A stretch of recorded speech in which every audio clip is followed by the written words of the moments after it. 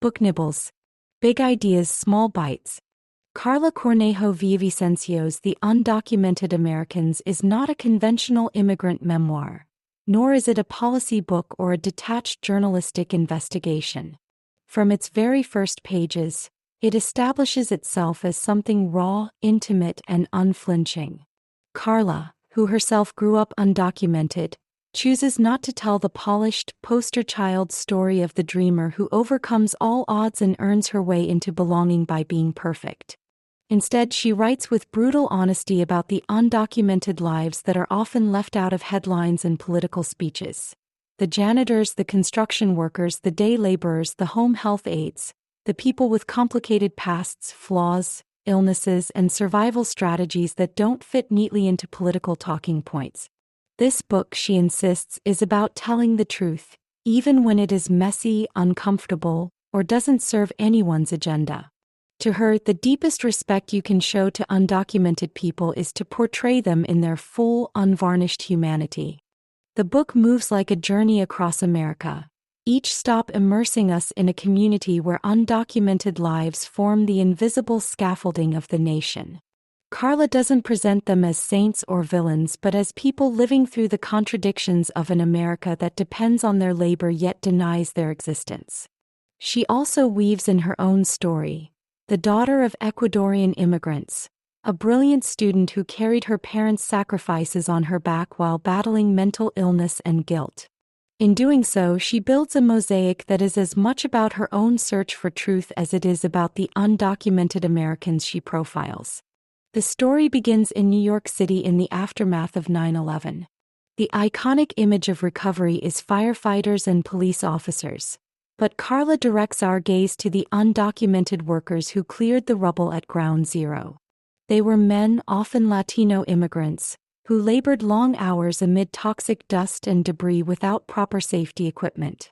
Many developed chronic respiratory problems, cancers, and mental health struggles that were never officially acknowledged. They did this dangerous, grueling work because someone had to, and because America at its most vulnerable moment quietly relied on them.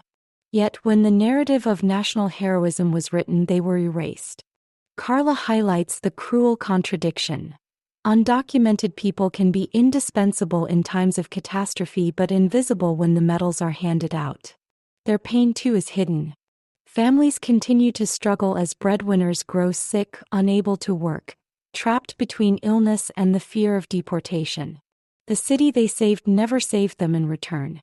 From New York, Karla takes us to New Haven, Connecticut, where the rhythms of undocumented life are less about extraordinary events and more about the grind of daily survival. On certain corners, men wait each morning for the chance to be picked up as day laborers. They may paint, clean, haul, or repair.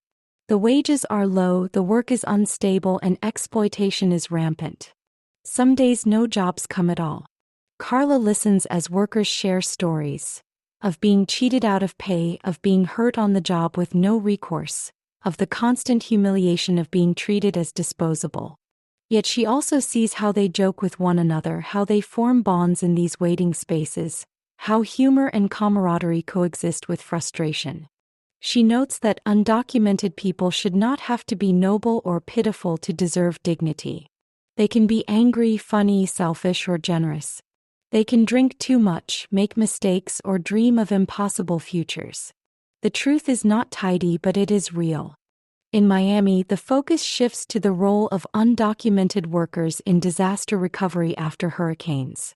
When natural disasters strike, undocumented labor is often the first line of response in rebuilding communities.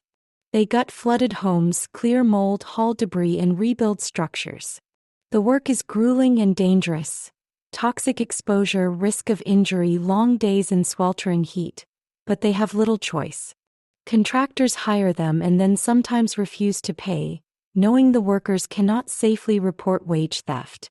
Karla documents this cycle of exploitation, showing how these workers are essential to restoring normalcy but are treated as disposable tools.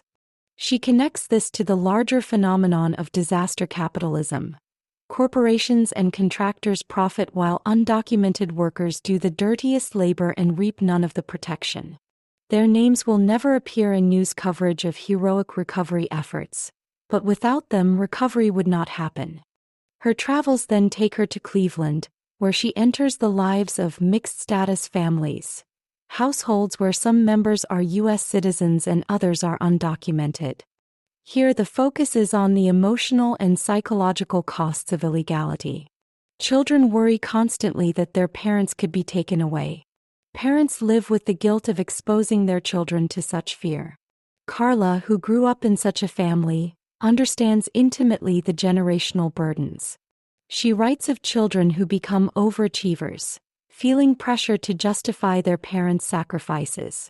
They carry invisible weight: guilt for having opportunities their parents did not, guilt for being safe while their parents are vulnerable, guilt for not being able to shield their families. Families develop strategies to cope, like silence or avoidance, but the fear always lurks in the background. These chapters are raw in their portrayal of how illegality doesn't just structure external lives but shapes the interior lives of children and parents alike. In New Orleans, Karla focuses again on disaster recovery, this time after Hurricane Katrina.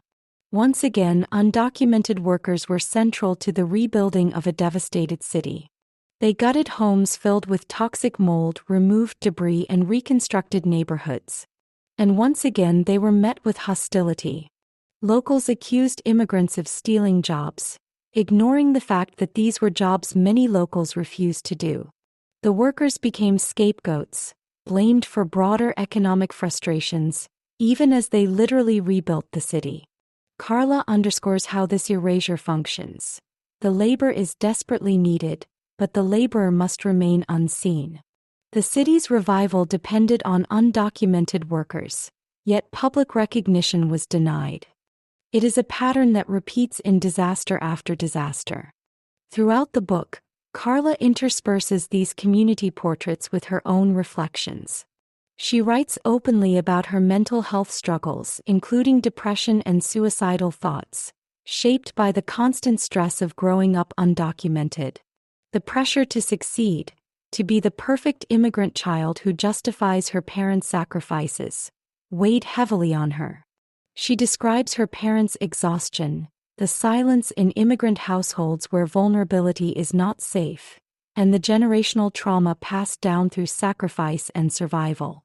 Her candor is striking. She does not romanticize her family or herself. She acknowledges dysfunction, anger, and despair alongside love and resilience. This refusal to sanitize is central to her project. Karla is also deliberate about rejecting the binary of good versus bad immigrants. Too often, public discourse frames undocumented people as either hardworking dreamers who deserve protection or criminals who deserve punishment. She dismantles this false dichotomy. Undocumented people, like all people, contain multitudes. They may be kind or cruel, disciplined or self-destructive, hopeful or hopeless. To insist they must be flawless to be worthy of dignity is to deny their humanity. Karla insists instead on seeing them whole, flaws and all. She describes alcoholics, depressed workers, people who lash out in anger, people who make mistakes, and she loves them enough to tell the truth.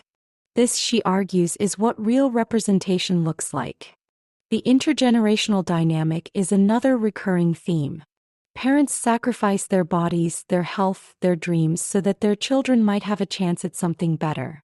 Children, in turn, inherit the psychological costs of these sacrifices. Karla reflects on how children of immigrants often live with profound guilt and obligation, how they internalize both gratitude and resentment, how they become translators and protectors before they are ready. Families are bound by tenderness but also by unspoken pain.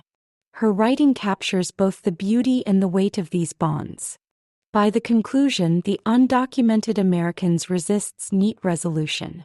It does not end with a triumphal story of legalization or assimilation.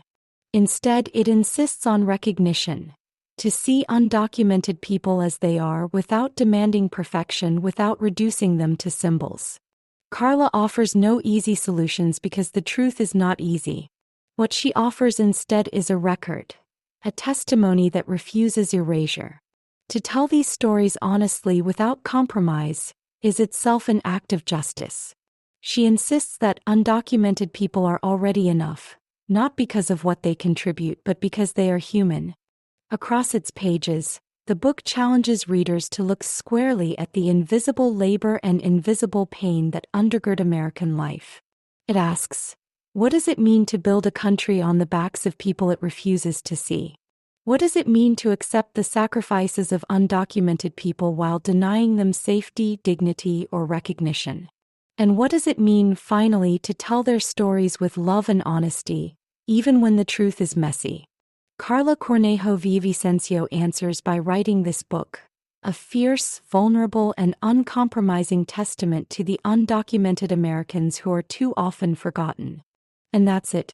Karla Cornejo Villavicencio's The Undocumented Americans. Thanks for listening to Book Nibbles. If you enjoyed this bite-sized book, don't forget to subscribe for more quick, insightful summaries. See you in the next nibble.